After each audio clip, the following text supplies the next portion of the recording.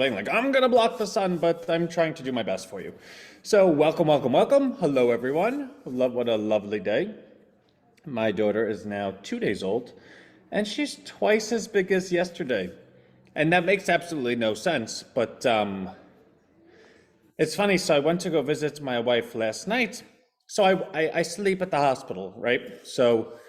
And so I'll stay the night with her and Morris, and then the morning comes and I leave at 5 in the morning, come home, do some work, take our son to school at 8 a.m.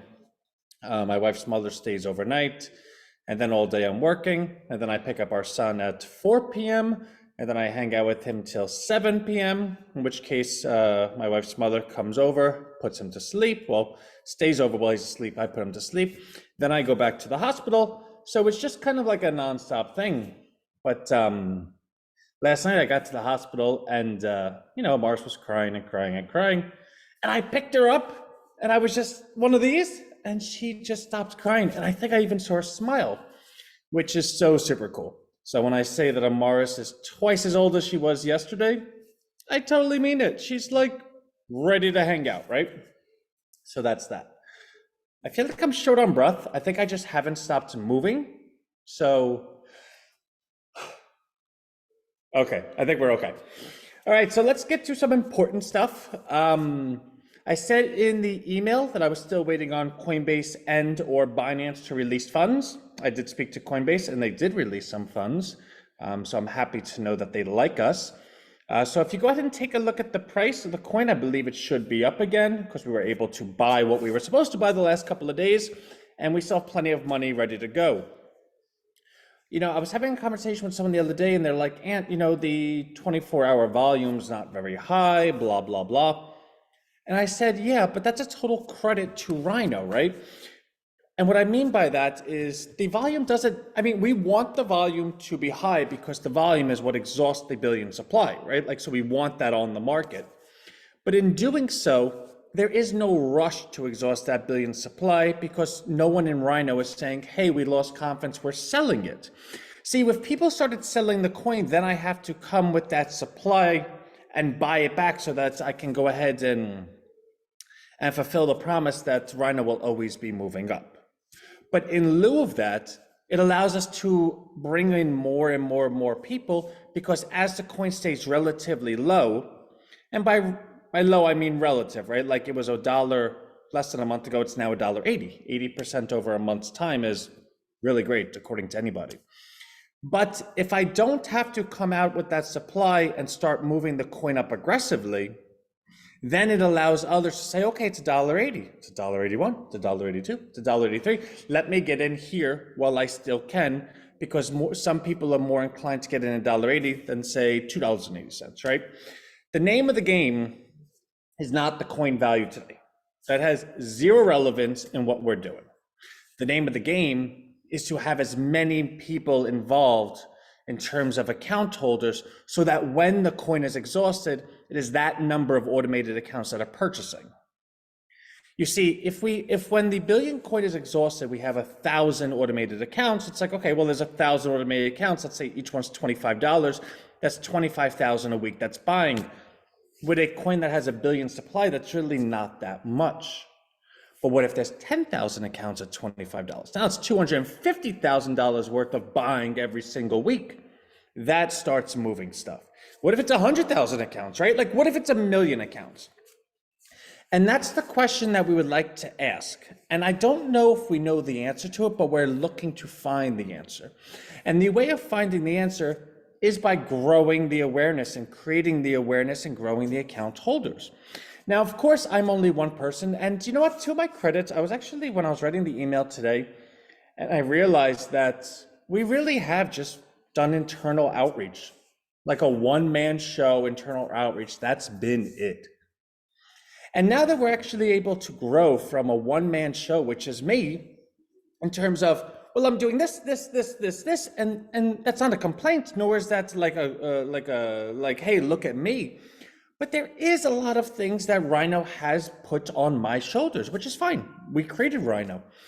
But in growing Rhino, yeah, Okay, Ant, good job. You took it from there to there. Now let's all get in and start moving it forward. Meaning that is the Regional Vice President program. So as of today, 14 of the 100 have accepted. I did write the countries that they're from Spain to Germany to South Africa to Canada. What other? There was a couple in the US. I think that was it. Like, and that's really, really cool. Of the 100, we're expecting to get, or Portugal, Brazil, we're expecting to get at least 50. And if we have 50 representatives from all across the world, like not the country, but the globe, all in the same Slack channel, all who represent the best and brightest and most passionate of Rhino. And then we have an orientation next Monday. Hey, everyone, this is how this is going to look. Who can do this? Who can do this? Who can do this? All right, let's meet back here. Well, now when each individual is bringing in 10, 20 people a week, now it's not on Anthony's shoulders to carry the load of creating awareness in Rhino. Now, let's say there's 50 people bringing in 10 each, that's 500 a week. Now, what about those people? Can we go ahead and teach them to do the same? And people say, well, Ant, that kind of sounds like a pyramid scheme. Well, if you're going to be so, what's the word? It's kind of like when a cop is driving behind you. You could be driving completely fine, but they will pull you over for something, right? If you're looking for something, you'll find it. Because I could then conversely ask you the question, how do you grow a company? All right, well, Ant, how do you grow a company? I don't know. All right, so say I'm selling cupcakes. Well, how do you grow a cupcake company? All right, I sell a cupcake to that person. Well, wouldn't it be good if that person told someone else that your cupcake was good? Yeah, it'd be great if they told 2 people. Okay, so you're selling to 1 person and you want that person to tell 2 people. Yeah, that'd be great. And if those 2 people could tell 2 more people, I would have 7 customers. That would be great. Oh, so you want 1 customer to tell 2 customers and then each one of those to tell 2 customers. Yeah. Well, is that a pyramid scheme? No, Anthony, I'm selling cupcakes. I didn't say what you were selling. I'm saying the marketing paranoid. No, the marketing strategy of word of mouth, by definition, if you speak to anyone who is looking to go ahead and put something down, can be defined as pyramid. Because word of mouth is a person telling a person telling a person, ideally 1 person telling 2 and 2 person telling 3 and 3 telling 4.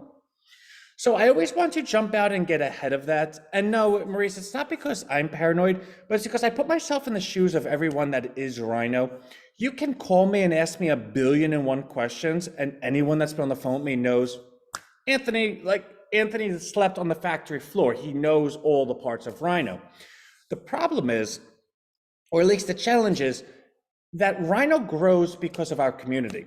And meaning if I don't go ahead and properly put myself on the other end of this computer, well, then I'm not putting you in a position to succeed, because when you go ahead and share with someone and they ask you 1,000,000,001 questions, your answers are going to be very different than mine, because my answers are complete memory. Your answers are, well, I've never been asked that before. I've never asked anything. I've never had the reason to ask it. I don't know the answer to that, which means the person you're speaking to says, aha, see, told you.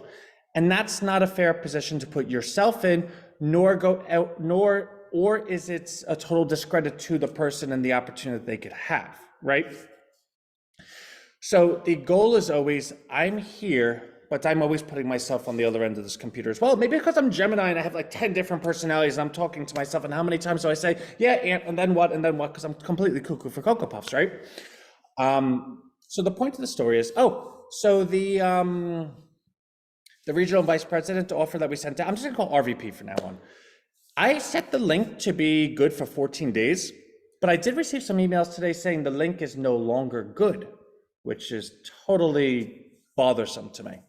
So what I'm going to do is I'm gonna go through my Slack and actually individually invite everyone, but that doesn't mean to be a lazy do-to-do, right? I feel like that sounds a lot more mean than I wanted it to be. I meant for it to sound childish and playful, right?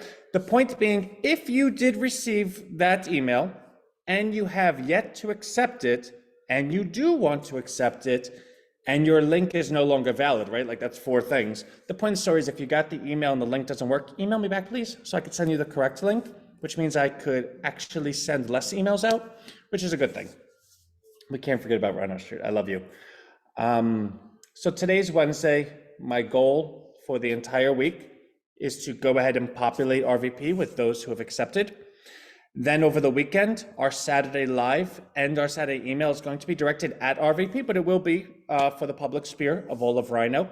The goal being I want RVP to know exactly what next steps are, but at the same time, I want our Rhino ecosystem to know what RVP is going to be doing, because there are those that are not in Rhino, and to go ahead and offer anyone as much information as possible to make an informed and accurate decision, they should know all the components and all the moving parts.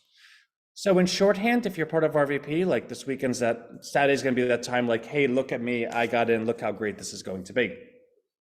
And then Monday, we'll go ahead and identify who's doing what and how we're going to make the sausage. And then we're gonna have weekly metrics as if you've been a part of the Rhino. See, the thing is, you've always been part of Rhino, but you've never been on this side where the team members have actual goals that they have to hit on an everyday basis with me. And anyone that says, well, that sounds like a really difficult thing. That sounds like you're very, you want, like a thing. Yeah, I do. I'm going to pull everyone over the finish line. I'm very respectful of feelings. I'm empathetic and all the rest and sympathetic. But anybody that knows me, I lead by example. And I will outwork everyone. And that's fine. I don't expect anyone to work as hard as me. But if anyone decides to work with me and thinks Anthony's going to be like, oh, yeah, you know what? Get to it when you get to it. Please don't accept. Like, that's not Anthony. So let's have fun. Because Coinbase budged, well, not budged, but they did us the courtesy of releasing our funds early, I will be sending out the coin today. Everyone will be caught up with coin as of yesterday. Then the automations are going to kick in, I would say, as of real time. So actually, maybe today will be the last day we test it. The automations will kick in as of tomorrow, which means today's coin, I'll have to manually do again probably tomorrow. So everyone will be receiving coin today. Everyone will be caught up as of yesterday. Real-time automations will be tomorrow. I will manually send again. If you're